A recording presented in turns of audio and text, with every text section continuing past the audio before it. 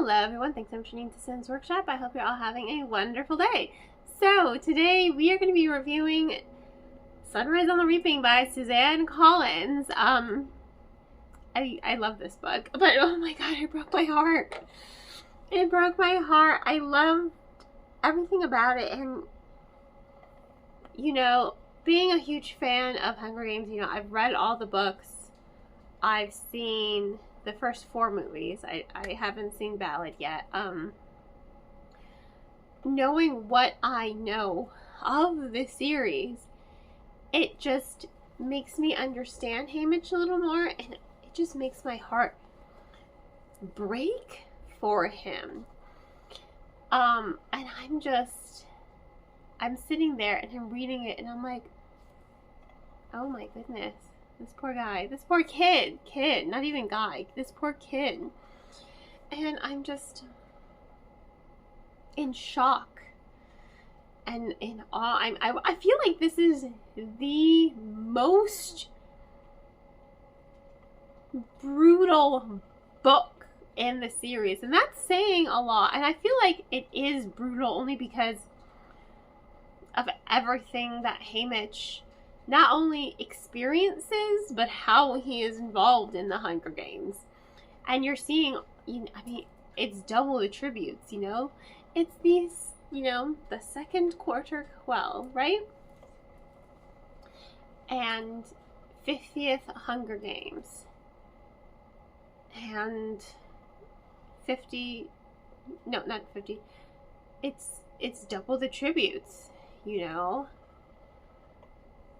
And it's just,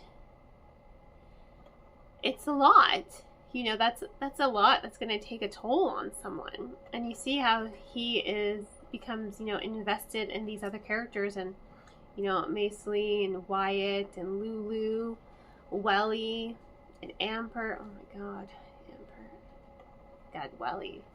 The District 6 call him his doves. I mean, there's so much heart to the novel, and it took my breath away, and I'm mind blown and impressed that Suzanne Collins can once again do another book in the series, and it feels like something fresh and something new and something current as well. It feels very relevant, you know, when you're reading it. You're just like, damn. But if you're someone who's a fan of the series, it also has a lot of Easter eggs. Just like Ballad had some Easter eggs, this one has even more. You're seeing a lot of why Haymitch made the choices he did when he was older. You get to see the dynamic between him and Beatty and Plutarch.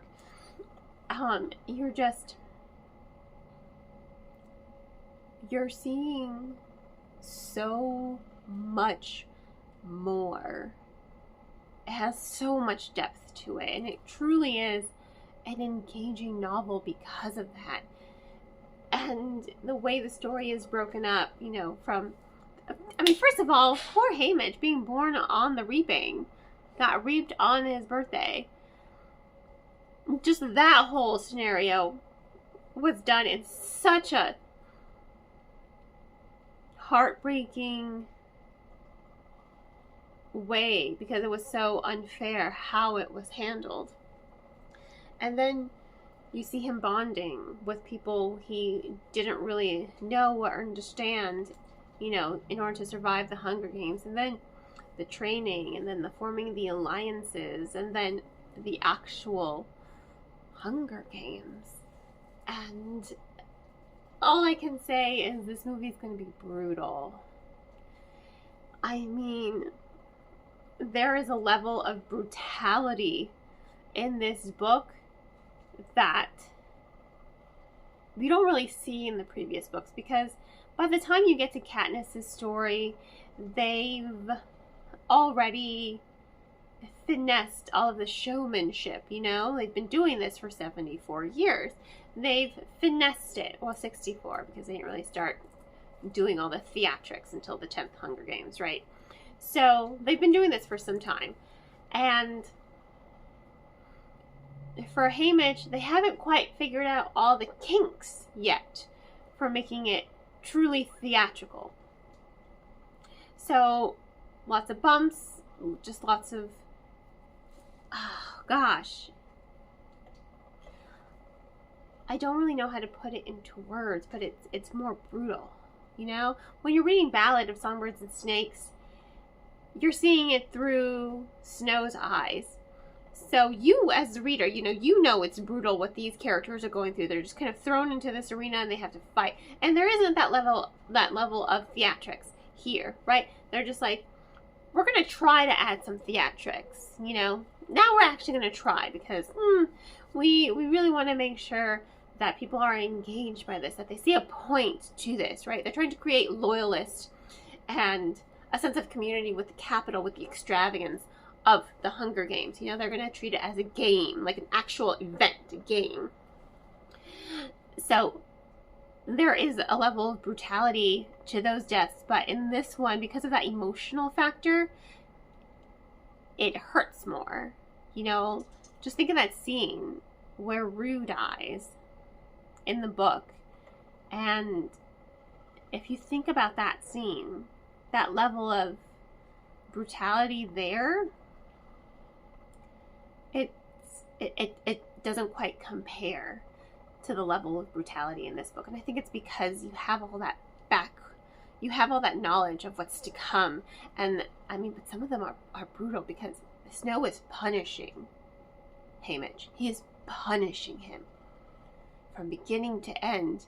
He does not like that he is outspoken.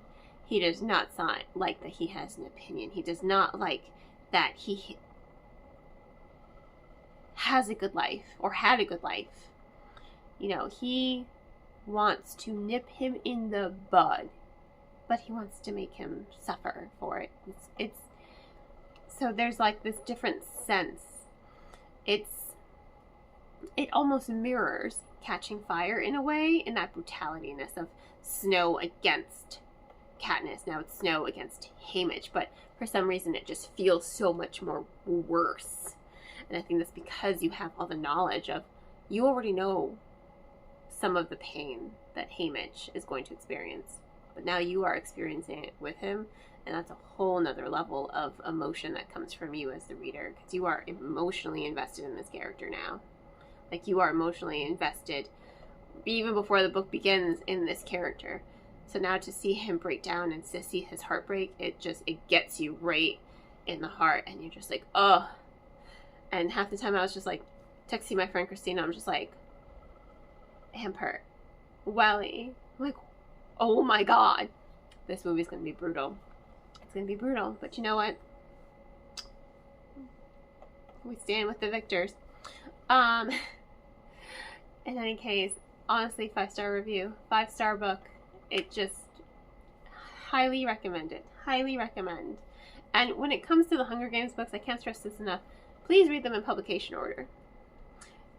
That way you get the full emotional feel of the series. This is a series you should read in publication order. Not chronologically, publication order. I promise you. You'll have a better experience. In any case, yeah, thanks you all for tuning in to this review of Sunrise on the Reaping. Please don't forget to like, subscribe, and share with all your book loving friends. I hope you all have a wonderful rest of your day, and as always, happy reading.